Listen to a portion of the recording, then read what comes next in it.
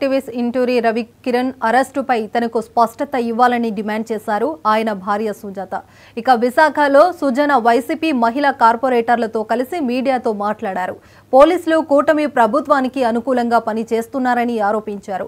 తన భర్త ఎక్కడ ఉన్నాడో ఎలా ఉన్నాడో కనీసం పోలీసులు సమాచారం ఇవ్వడం లేదంటూ ఆవేదన వ్యక్తం చేశారు.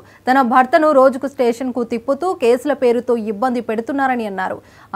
ఆరోగ్య పరిస్థితి బాగాలేదని చెప్పిన పోలీసులు పట్టించుకోవడం లేదని ఆరోపించారు. తన భర్తకు ఏదైనా జరిగితే బాధ్యులు ఎవరంటూ ప్రశ్నించారు. YCP social media activist Inturi Ravikiran కూటమి నేతలపై అసభ్యకర పోస్టులు పెట్టడం, పలు చోట్ల కేసులు నమోదయ్యాయి. అతను ఒక చోట ఉండనివ్వట్లేదు. దువ్వాడ సీఎం మల్లేశ్వరరావు అండి, అతను చాలా మిస్బిహేవ్ చేశాడు, చాలా ఇదిగా చేశాడు. నెక్స్ట్ రాజమండ్రి సిఐ బాజీలాల్, అతను కూడా అంటే వాళ్ళు గవర్నమెంట్ లో పనిచేస్తున్నారు, టీడీపీకి చొక్కాలు వేసుకుని పనిచేస్తున్నారో నాకు తెలియదు. వాళ్ళు మొత్తానికి టీడీపీ వాళ్ళు ఏదైతే చెప్తున్నారో అదే చేస్తున్నారు. ఆయనకి కాలు ఇన్ఫెక్షన్ అయిందండి, అతనికి రాడ్స్ వేసారు, యాక్సిడెంట్ అయ్యింది.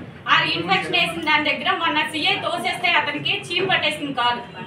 అతను షుగర్ పేషెంట్, హార్ట్ పేషెంట్, ఏం చేస్తున్నారో తెలియట్లేదు. అతను ఇంతవరకు నాకు చూపించలేదండి, తెలియదండి. నేను పోస్టులో అన్ని నేను చూడను కదా.